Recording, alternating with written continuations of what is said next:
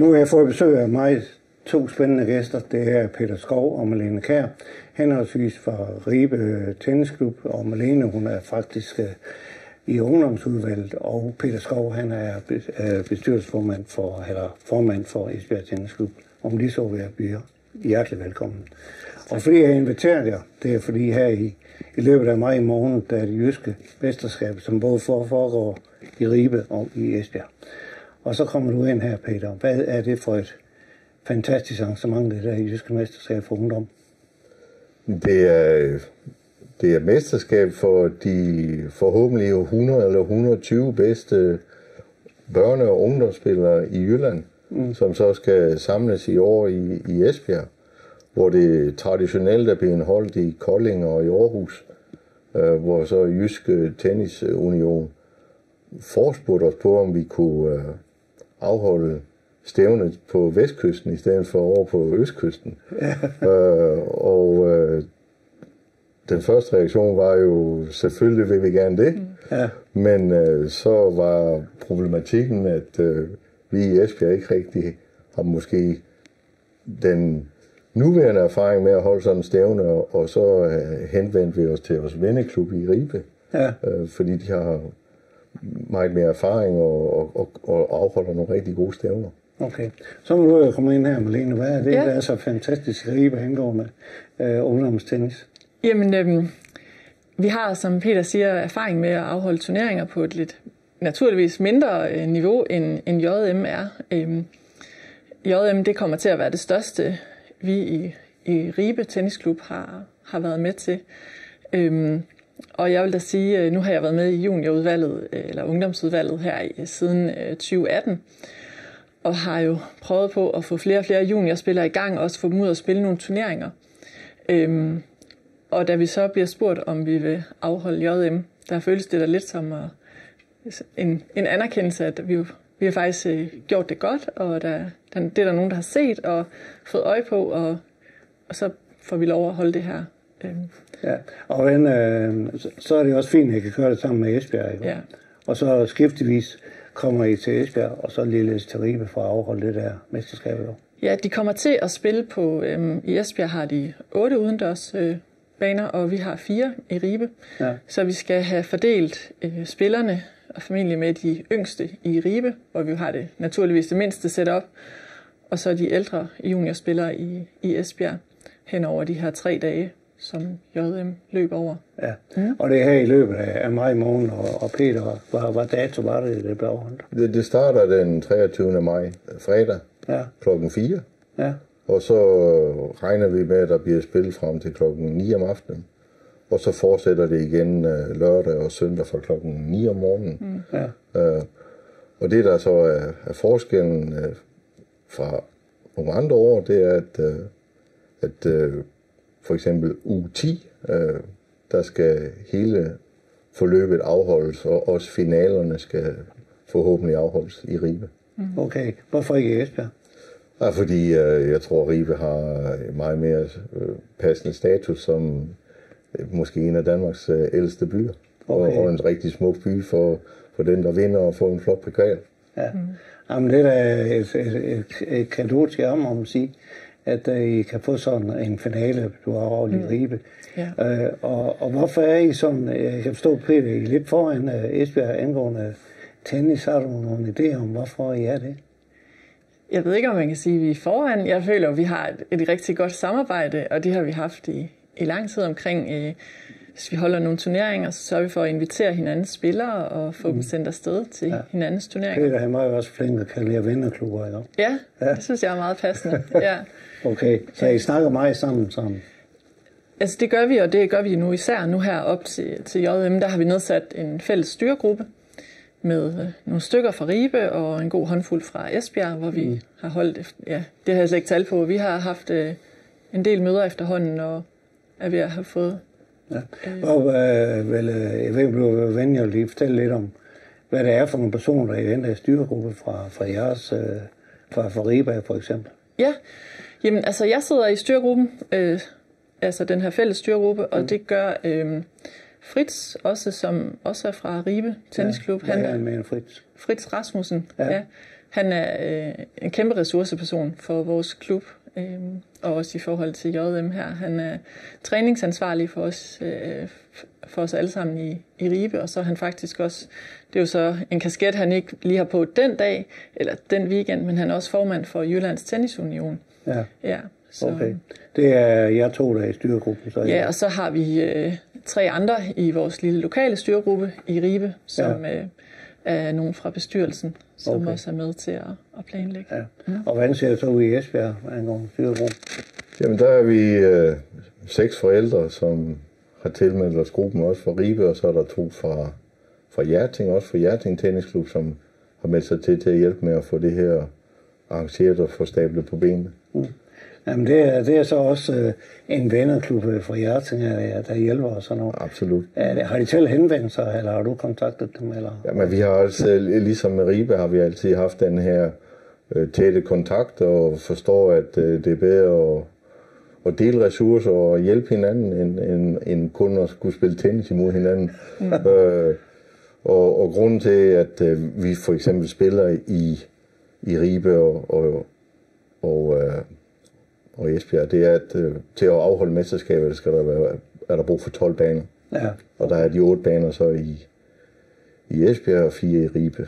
Så de 2 baner, der er i Hjerting, den er der ikke lige brug for. Men derfor har forældrene stadigvæk meldt sig til at hjælpe med det. Ja, det er super. Det er rigtig super. Men altså, vi skal også lidt ind i den sportslige afdeling, fordi der er jo også masser af talentfulde spillere hos Esbjerg Tennisklub. Og hvem af jeres spillere har chance for at gå hen og blive jyske mester? Måske den bedste ned fra jer af. Ja, det kan godt være, ja. Hvad er han nu, 9 år eller 8 år? Johannes, nej, jeg tror han er 12 år. Ja, han er 12 år, ja. Okay. Så han er rigtig god. Ja. Og hvad er han mere end Johannes? Bollerslev. Okay, ja. Johannes Bollerslev. Okay. Ja. Er det en af dem, der er favoritter til at blive mester, eller hvad ser I det? Altså, jeg kender slet ikke de andre spil. Jeg holder selvfølgelig lidt øje. Jeg kan se, hvem melder sig til. Det kan vi se inde på den side, hvor man tilmelder sig. Ja. Og jeg kender ikke så mange af dem, der kommer udefra. Så, nej. Så det bliver spændende. Men hvis det er kærlighed og vilje for spillet, så har han en god chance. Så har han en god chance. Ja, de skal bare have det sjov og prøve det. Det væsentlige er at prøve det. Ja. Fordi det, der er sket med tennis i Danmark, det er, at den store koncentration ligger i hovedstaden og i København. Ja. Så vi har ikke det samme antal stævner og turneringer på Jylland og Fyn, som de har over på Sjælland. Nej. Og så er det en god chance for at virkelig prøve at spille tennis på et højt niveau i deres aldersgrupper. Ja, okay. Men jeg har set ind på jeres hjemmeside, som I har reklameret en del med. En ung fyr, jeg kan ikke lige huske hans navn. Rasmus Hembo. Ja, det er højst sandsynligt nok ham. Men han må da være en meget talentfuld spiller, siden I provokerer ham så meget, som I gør. Ja, han har jo vundet, nu skal jeg passe på, hvad jeg siger, men i hvert fald U12 og U14 blev han Danmarksmester. Og han er jo 17 år nu og har lige været med til Danmarksmesterskaber i U18, og desværre tabte han så finalen til den første side. Okay. Men han gør det rigtig godt. Ja. Og det sætter også i lyset af, at vi mangler faciliteter, og vi mangler infrastruktur til at kunne udvikle de næste talenter. Okay. Og her har vi jo, som jeg nævnte for dig før, en plan sammen med Ribe og 6 andre klubber i kommunen om at skulle bygge en større tennishal. Ja, det ved jeg godt, du snakker om inden i forhold til det vil så gøre det muligt for tennisspillere i alle aldersgrupper at få fælles træning og tilgang til indenbaner. Det, der er sket i vores kære Danmark, og især her på vestkysten, det er jo, at ugesæsonen den bliver forkortet på grund af regn. Ja. Og det kræver så, at vi skal have tilgang til mere indebaner. Ja, og det er en mulighed for nu her, hvor vi skal have et møde med alle mulige politikere omkring, for at finde nogle penge, for du siger jo sådan set, det hele er i orden, og mangler bare nogle penge. Det er sådan, det er. Idéerne er der, og ønsket er der. Det, der mangler, det er jo selvfølgelig det finansielle, altså ressourcerne til det, men vi mener, at vi kan præsentere og finde fondspenge til at kunne prøve at få det igennem. Ja. Men Lene, hvad er det så, I skal holde møde om? Fordi hvis det kun mangler pengene, og alt det hele er i orden, hvorfor skal I så holde møde? Omkring det der. Omkring hallerne? Ja. Der skal være en møde, siger du. Ja, altså vi skal mødes med politikere og embedsfolk. Ja, hvorfor skal I det så? Jamen det er for at se, hvad der er teknisk muligt, og hvad kræver det egentlig finansielt og planlægningsmæssigt. Hvornår er det realistisk? Altså, de har jo mange andre ting, de skal investere i.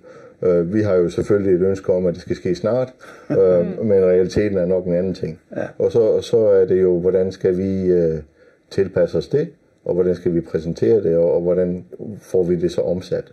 Det der er væsentligt, det er, at vi har i Esbjerg Kommune har vi jo 9 tennisklubber, hvoraf egentlig kun den ene har førsteret til den nuværende tennishal. Og der er så idégrundlaget at gøre den nye tennishal ligeligt tilgængelig for alle klubber, der er med i det. Okay. Så i dag for eksempel, hvis du kommer fra Ribe, så kan det være svært at få en tennistid at spille tennis. Det kan være, så det bliver fredag aften kl. 10. Og det er der ikke så mange børn, der kan. Nej. Og så har vi sagt, at hvis vi skaber det fælles projekt og mere kapacitet, så skal tilgangen være fælles og lige for alle. Ja. Men hvad mener nu om sådan et arrangement, som Peter har snakket om her? Jamen, jeg kan kun bakke op og sige, at det er et super vigtigt projekt. Vi kan jo godt se det. Det har vi jo kunne se på vores juniorspillere i lang tid. At når de når en vis alder, så er der bare nogle af dem, de plejer at spille turneringer mod, der stikker af sådan rent kompetencemæssigt, udviklingsmæssigt, fordi de har indendørshaller og kan træne hele året rundt. Og det kan vi ikke. Så det er et super vigtigt projekt i forhold til at få især vores juniorer. Nu har jeg selvfølgelig fokus på juniorspillerne, fordi det er dem, der er mit fokus. Ja. Men for at kunne give dem muligheden for at spille hele vinteren. Vi har faktisk den her vinter haft 9 af vores juniorspillere, der har fast 1 til 2 gange i ugen har taget turen fra Ribe til Esbjerg for at spille tennis og blive trænet indendørs. Ja. Og det kan man undgå ved det her, hvis det kommer op og altså det selvfølgelig, de skal stadigvæk tage turen til Esbjerg, men der bliver større adgang til det. Og jeg synes, det er super vigtigt i forhold til, at vi får bredden med. Ja. Fordi tennis skal ikke kun være for de dygtigste, det skal være for alle. Ja. Så der har Peter snakket meget om det projekt, der som I har gang i. Ja, det er da noget, der fylder meget, ja. Ja. Men altså, Peter, hvis det sker, hvornår tror du så, det kan komme til at ske, at I begynder at bygge?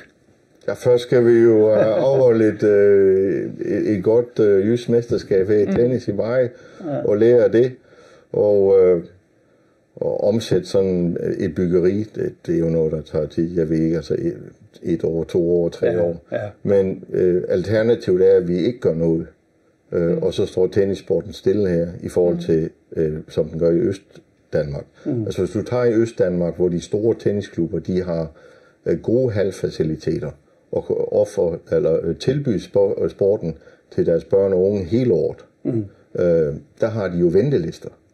Hvorimod mange af de små klubber her i Esbjerg Kommune, de har det svært, fordi de er nede på for eksempel Darum på 50 medlemmer eller Bramming, hvor vi så siger, hvis vi kan skabe den her infrastruktur, så skal vi være fælles om det. Ikke? Og så hvis vi kan lære det jyske mesterskab her, hvordan vi gør det, så er det også nemmere at lave lokale turneringer og arrangementer for de her børn og unge. Ja.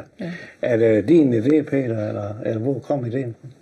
Nej, det er en fælles idé omkring de behov, vi har set imellem klubberne, og trenden, hvordan det er på Vestkysten. Og så er den tilfældigvis lige landet på vores tallerkener, og så prøver vi at få gjort noget ved det. Ja, det er super godt. Men altså, det er jo, hvad vil det komme til at betyde for sporten, tror du, Malene, hvis det der kommer til at ske? Ja, hvis man skal sådan have sådan de store briller på, så tænker jeg da, at vi kunne være med til i vores del af landet også at udvikle nogle af de talenter, der kommer rigtig langt. Og det er jo selvfølgelig det er jo fedt. Men jeg tror, det største, det kunne være det her med, at vi har mulighed for at træne hele året rundt. Det er vigtigt, ja. Plus, det giver os muligheden for at holde store, væsentlige stævner i Vestdanmark. Også i fremtiden i vinterhalvåret. Ja. Og vinterhalvåret er altså i tennis 7,5 måneder. Ja, det er det. Ja. Frem for ugesæsonen er kun 4,5 måneder. Og der er det ikke så meget at lave så. Ja, og der er jo vi har en lille tennishal på 2 baner. Hvis du virkelig strækker den, så kan du jo maksimalt have 200 brugere. Vi er 350 brugere nu. Så der mangler kapacitet. Ja. Ikke? Så hvis vi kan komme op på 5 baner med den samme tilgang, så kunne vi jo tilfredsstille 800 tennisspillere imellem alle de fælles klubber i kommunen. Ja. Og Varde ønsker jo også at være med i den. Og Varde, det vil også være med. Ja, det er super. Og det er jo ikke engang i kommunen, det er Ribe jo, ikke? Ja. Du vil sige noget? Jamen, at det vil jo gøre, at vi kunne holde nogle turneringer med 2 baner, selvom det er godt, man har 2 indendørsbaner, så er det ikke muligt at rigtig at holde nogle turneringer på 2 baner. Det er simpelthen for lidt. Okay. Så i vores del af landet, der skal man køre langt, hvis man gerne vil ud og spille nogle turneringer og få den erfaring. Ja. Det meste foregår, som Peter siger, det foregår på Østkysten og på Sjælland. Så det vil jo også give et perspektiv i forhold til at afholde turneringer i vinterhalvåret. Ja, men helt sikkert. Men tiden er niler rigtig meget, når man har sådan 2 spændende personer i studiet, som I 2 er. Ja, for I er rigtig gode til at snakke og sådan noget, så løber tiden jo. Men jeg kunne også tænke mig at vide, at I lige har haft jubilæum i Ribe, og så er I blevet kort til årets tennisklub. Ja. Det vil jeg godt lige have lidt at vide om. Jamen, det er med årets tennisklub. Ja, årets tennisklub i JTU, Jyllands Tennis Union. Ja, det er vi lige blevet kåret til her i starten af året, og det er jo en kæmpe anerkendelse af alle de aktiviteter, vi har, og det fællesskab, vi har, og også den høje grad af frivillige, vi har. Det er noget af det, vi ser som en af vores rigtig store ressourcer i Ribe. Har I nemlig for frivillige? Det har vi. Og der kan man sige, at vores jubilæum var et rigtig godt eksempel på det. Vi havde 100 års jubilæum sidste år, og holdt en stor festdag i starten af juni. Og der havde vi hang en seddel op på opslagstavlen og bad om lidt hjælp, og det væltede ind med folk, der ville hjælpe med det gjorde det. Det ene og det andet. Ja. Så det er det generelle billede, det er, at vi har nemt ved at finde frivillige. Vi har lige haft baneklargøring, hvor vi har gjort alle 4 baner klar, og hvor det før i tiden var noget, der tog flere weekender for få personer, så er det klaret på 1,5 dag, 2 dage nu, fordi der bare er nærmest flere frivillige, end der er redskaber og skovle og koste og så videre. Ja. Kan du fortælle lidt om, hvad der skete til den dag, I fik at vide, at I blev årets tennisklub? Jamen, det var desværre ikke mig selv, der var oppe, og det var til generalforsamlingen i JTU. Det blev uddelt et fint diplom. Det var 2 fra bestyrelsen, der var oppe og få det. Ja, okay. Og en buket blomster. Hvad så til jubilæum? Hvad skete der? Til jubilæet, jamen, der havde vi startet med fælles morgenmad, og vi havde noget musik, og vi havde faktisk besøg fra Tennisforbundet. Formanden kom forbi med en gave, og vi havde besøg fra Esbjerg, vi havde besøg... Og det var selvfølgelig Peter. Ja. Og så havde vi også fra Esbjerg fået fat i Rasmus Hembo, som jeg nævnte tidligere. Ja. Han var nede og spille en opvisningskamp sammen med en anden ung spiller, han kender. Så der var en masse god tennis at se på. Der var mulighed for at spille på banerne. Vi grillede, og der var kaffevogn, og der var underholdning for børnene. Og så havde vi om aftenen en stor fest. Også med musik og dans og hygge, konkurrencer. Får I også flere, hvad skal man sige, sponsorer ved, at man har sådan noget års tennisklub og har jubilæumer? Er det så noget, at sponsorerne også kigger lidt efter, at det kunne da godt være, at vi skulle bruge det lidt mere aktivt. Det har vi egentlig ikke, ikke gjort. Nej. Men så var det måske en hint til at gøre det så måske. Det vil være en stor hjælp. Men det er jo interessant, at Ribe Tennisklub har holdt 100 års jubilæum. Og så når vi har kigget ind i det her tennisprojekt med fremtiden, det er jo, at Esbjerg Tennisklub er fra 1888. 1888, ja, og byen er fra 1874. Ja. Så der kom jo tennis til byen tidligt, og det samme Fanø tennis er også over 100 år gammel. Så vi har en lang, stolt tradition herovre, men vi er også rigtig dårlige til på Vestkysten at ligesom slå det stort op og fortælle verden om, at vi er her også. Okay. Hvor lang tid har du altså været formand i klubben, Peter? Det er 4 år nu, tror jeg. 4 år. Ja. Hvorfor har du lyst til det? Fordi jeg elsker sporten. Ja. Når man er dårlig til den selv, så må man jo prøve at hjælpe på en anden måde. Det giver mening. Men, og det er et meget arbejde, det må det jo være som formand i sådan en klub, ikke? For at få det hele til at gå op i en enhed og sådan. Jo, især når vi påtager os nogle større projekter. Men så er det jo dejligt at have en venneklub i Ribe, som virkelig hjælper på områder, hvor vi ikke har den erfaring og viden. Ikke? Så kan du komme med nogle eksempler der, Malene, hvad I hjælper Esbjerg med? Hvad vi hjælper Esbjerg med? Ja. Jamen altså, vi lige nu prøver vi for eksempel at få arrangeret et dommerkursus, så vi kan have nogle kompetente dommere til at gå rundt på banerne til JM. Ja. Så tror jeg, at det vi hjælper hinanden med, det er måske at finde ud af, hvilket leje det skal være i, og hvad er muligt, og hvad er nødvendigt. Og også I sagde, Peter, klap lige hesten, ikke så meget. Altså, hvad der er realistisk, og hvad vi kan gøre. Ja, okay. Og de har jo erfaring med at afholde turneringer, og har i forhold til os flere forældre, der har en erfaring. Og det er det, de deler med os, og guider sammen med os til, hvordan skal vi afholde et godt JM. Ja, og hvordan afholder man så et godt JM? Kan I fortælle lidt, hvad du siger om, hvordan man skal afholde sådan JM rigtigt, sådan det bliver rigtig godt? Sådan at man snakker om bagefter.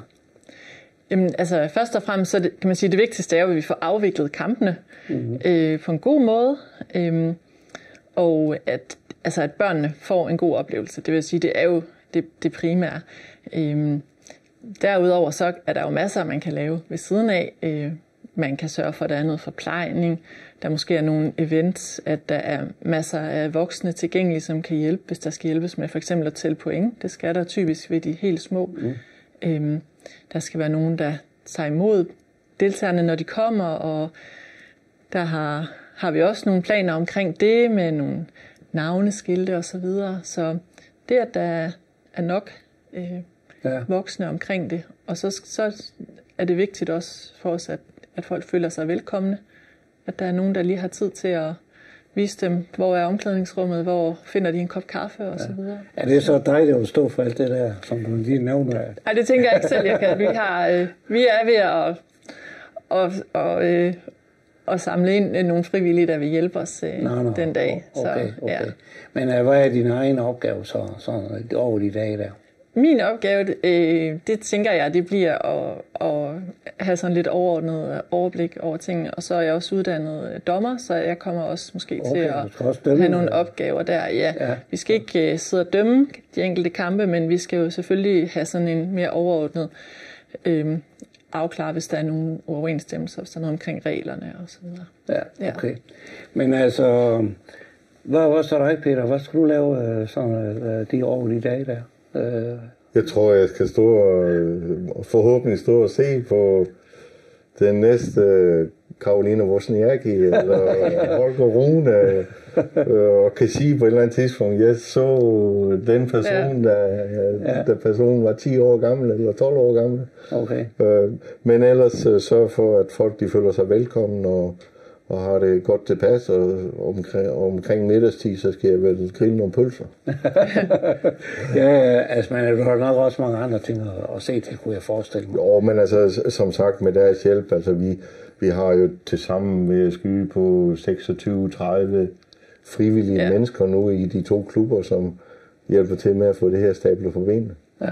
Nu ved jeg ikke, men jeg har en følelse af, at I 2, vi kender hinanden rigtig godt igennem de 4 år, du har været formand, og jeg ved ikke, hvor lang tid du har været udvalgsformand, men det er jo nok også været i... Det har jeg været i 6 år efterhånden, ja. Så når man har sådan et program med sådan 2 fantastiske mennesker, som I er, så skal vi lige have en lille leg her. Det plejer vi altid at have. Okay. Og det er sådan, at du skal fortælle lidt om, hvordan Peter han er som formand i Esbjerg, og der skal du også fortælle lidt om Malene bagefter. Du kan starte og fortælle lidt om Peter. Godt, jeg skal starte. Ja. Jamen, jeg kan fortælle, at jeg oplever Peter som enormt inkluderende og opmærksom på vores spillere. Det er selvfølgelig det, jeg ser, når vi kommer ned til træning og til andre ting i Esbjerg. At så er der en meget inkluderende og åben holdning og omsorg for vores juniorspillere. Så har Peter også en masse gode idéer og kaster en masse bolde op i luften. Og så skal der helst være nogen til at hjælpe ham med at gribe dem, fordi han ikke altid selv er så struktureret. Okay. Ja. Så han har mange tanker, som han vil gerne have ude i verden. Han har mange gode idéer, og han har store ambitioner på tennissportens vegne. Og det synes jeg er rigtig dejligt, at vi kan have det her i vores del af Tennis Danmark. Så han er en fuldendt formand, kan man sige det? Det vil jeg sige, ja. Okay, ja. Det var der roste ord, Peter. Så må du komme i gang her. Malene er den her energi og udstråling, som reflekterer Ribe. Og, altså, hvis du tager Ribe Tennisklub, den har 230 spillere i en lille by, og vi er 350 spillere. Ikke? Så, og de spillere, de kommer, fordi der er den positive tilgang til det. Og Malene er god til at gribe den væsentlige bolden op. Okay. Og ligesom se, hvad for en er væsentlig, og så gribe den, og så prøve at få det omsat. Det må jeg sige. Ja. Så det er sådan set rigtigt, jeg siger, det er 2 fantastiske mennesker i studiet nu her. Det kunne man jo lige høre før, at det er sådan, det er. Og så min udgangspunkt angående det her, Peter, det er, hvorfor er det, at du kan godt lide at spille tennis, som du ikke var så god til, og så blev du formand og sådan noget. Men hvor lang tid vil du blive inden for den her branche her? Indtil du ikke gider mere, eller? Det gode med tennis, altså det, der er interessant, når du er kommet op i den alder, jeg er kommet op i, det er, at man begynder at studere, hvad er det for fitness eller sport, der ligesom kan forlænge livet. Og der påstår de jo, at tennis er den sport, der forlænger livet mest af alle sport. Okay. Det var noget med 9,8 år i gennemsnit. Fordi at du skal motionere og bruge hovedet. Ja. Så har du 5 år endnu, eller hvad? Forhåbentlig, ja. Så det, der er planen med altså mit formandskab og de mennesker, vi har i klubben, det er, at vi skal sørge for at få bragt på banen den næste generation. Så det er nemt at tage over og køre det videre. Og så har de måske nogle gode byggesten, som de kan køre det videre på. Ja, det var rigtig godt sagt, Peter. Og så Malene, hvad er din baggrund for det, alt det her med det tennis? Du er udvalgsformand nu, og du er dommer, siger du. Ja. Hvorfor er du brænder så meget for det her? Jamen, jeg gik ind i det frivillige arbejde i Ribe Tennisklub, da min datter begyndte at spille det, der hed dengang mikrotennis, som, det ved jeg ikke, 6-7-årig, og hun er 15 år nu. Og så gik jeg ind i juniorarbejdet, og det har været en stor del af mit liv de sidste mange år, at være en del af Ribe Tennisklub, og sidste år blev jeg så valgt ind i bestyrelsen. Så det er egentlig min baggrund for det, og nu rejser min datter snart 1 år til USA. Men jeg kan næsten ikke bære tanken om at skulle stoppe i juniorudvalget, fordi selvom hun er ved at have den alder, hun har, fordi jeg er så glad for det, der er sådan en dejlig energi omkring det. Ja. Hvordan har du med, at din datter skal flytte der til USA? Det må da være lidt grænseoverskridende, er det ikke det? Jo, men det glæder mig på hendes vegne, at hun skal ud og have sådan en oplevelse med at gå i skole og opleve kultur og familieliv og så videre i et helt andet land. Det er jeg helt tryg ved. Jeg synes, det er så sejt gjort af en, at hun flytter helt til USA som 15-årig. Det er jo der, hun var. Hun er 15 år, ja. Og så håber jeg jo bare, at hun kommer til et sted, hvor hun også skal spille lidt tennis. Så for det brænder hun også for. Nu er store chancer for det. Ja. Nu er tiden desværre udløbet, og I skal have tusind tak, fordi I kiggede forbi Ungdomssporten og fortalte om alt, hvad der sker i jeres respektive klubber. Men tak for, at I giver mulighed for, at vi kan gøre sport synlig. Jamen selvfølgelig. Det er derfor, vi er her. I skal have tusind tak for det her. Selv tak. Selv tak.